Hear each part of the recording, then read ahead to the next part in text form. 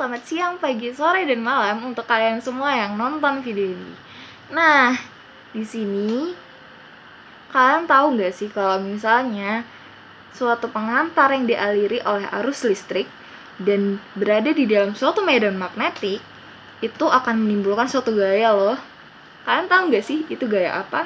Di sini saya, Afika Najla Sivana, dan rekan-rekan saya Rizka Zafitri, Salwa Rizky Khairunisa, Alexander Yoel, Hazara Simenrova, Galang Duta Fahrezi, dan juga Muhammad Rian Al-Farik dari kelompok 5 TPB 40A.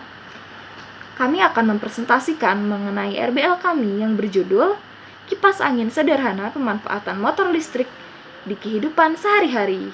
Nah, gaya yang timbul dari penjelasan saya tadi itu disebut gaya Lorentz. Nah, teman-teman juga tahu nggak sih kalau misalnya penghantar yang berbentuk kumparan panjang itu disebut solenoida.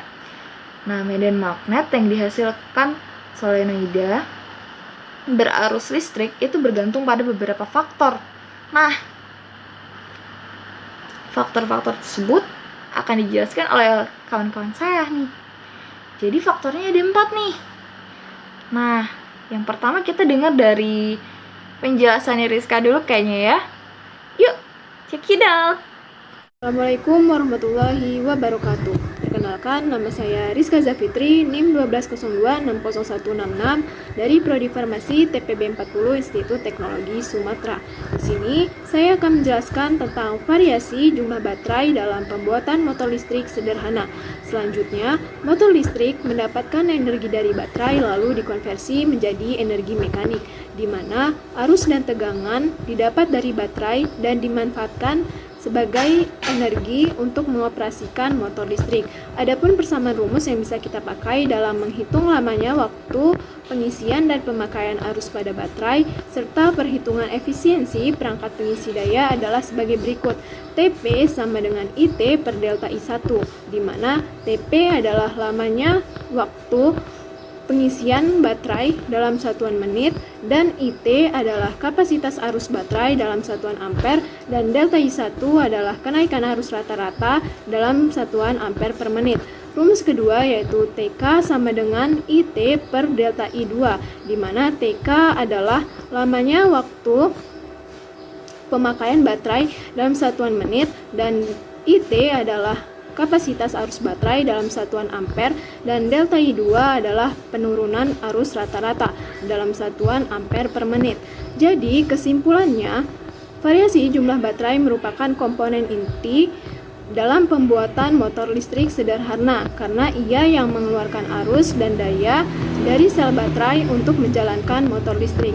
Sekian, wassalamualaikum warahmatullahi wabarakatuh. Nah, dari penjelasan Rizka, kita tahu nih kalau misalnya jumlah baterai itu berpengaruh loh pada induksi magnetik solenoida. Nah, sekarang kita dengar penjelasan dari Salwa Rizky Khairunisa. Tentang apa ya? Yuk dengerin.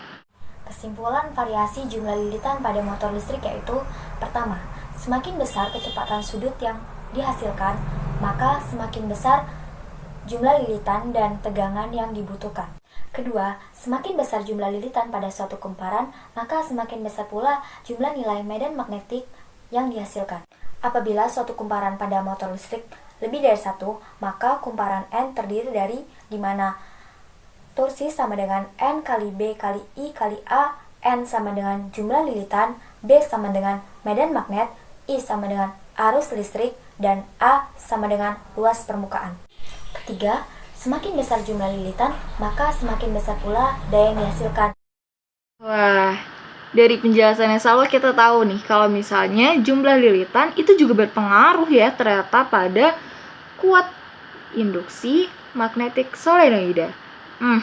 Kira-kira kawan-kawan masih pada penasaran nggak sih apa aja yang ngebuat kuat induksi magnetik solenoida ini bisa berubah?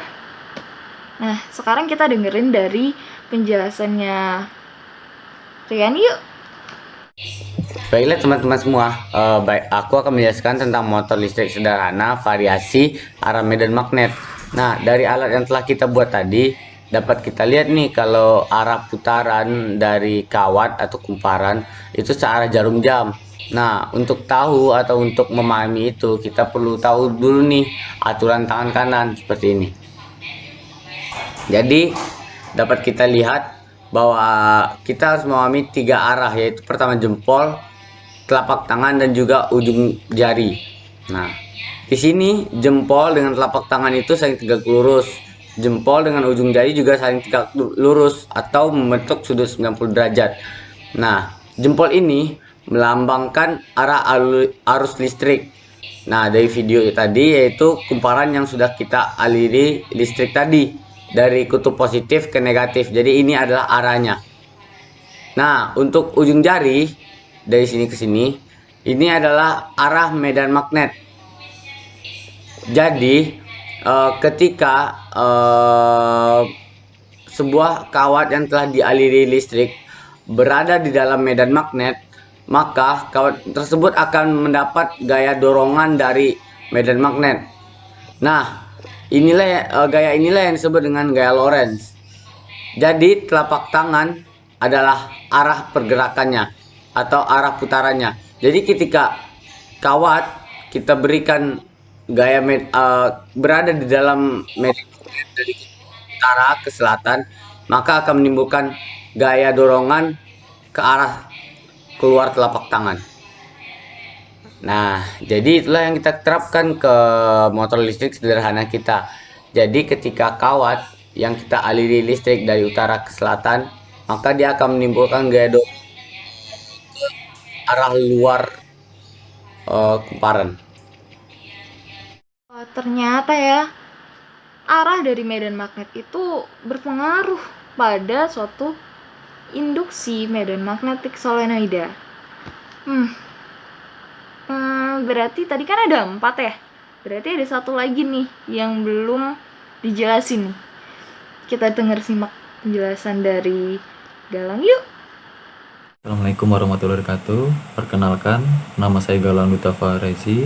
Di sini saya akan menjelaskan variasi besar medan magnet pada kipas angin sederhana yang telah kami buat. Nah, di sini kami menggunakan prinsip gaya Lorentz yang dimana rumusnya F sama dengan B dikali I dikali L, yang dimana F itu sendiri gaya Lorentz, B besarnya medan magnet, dan I itu kuat arus, L-nya itu panjang kawatnya. Nah, di sini itu kawat bisa berputar seperti kipas karena adanya tolakan antara kawat dengan magnetnya yang kutubnya sama. Nah, pada saat magnetnya itu kita dekatkan kawat, tolakannya akan semakin besar sehingga kecepatan dari kawatnya itu berputar akan lebih cepat. Jika kita jauhkan, tolakannya akan berkurang yang mengakibatkan kecepatan dari kawat berputarnya itu akan semakin melambat. Sekian dari saya, terima kasih. Ternyata besar medan magnet itu berpengaruh juga ya. Makasih Kakak Galang sudah menjelaskan. Nah, dari tadi kan kita udah ngebahas nih tentang faktor-faktor yang udah berpengaruh pada suatu induksi medan magnetik solenoida. Tadi udah ada apa aja? Jumlah baterai, jumlah lilitan, arah medan magnet, dan juga besar magnet. Nah, sekarang kita lihat yuk cara pembuatan kipas angin sederhana yang akan dibuat oleh Alexander Rewel Hazara Simidrova.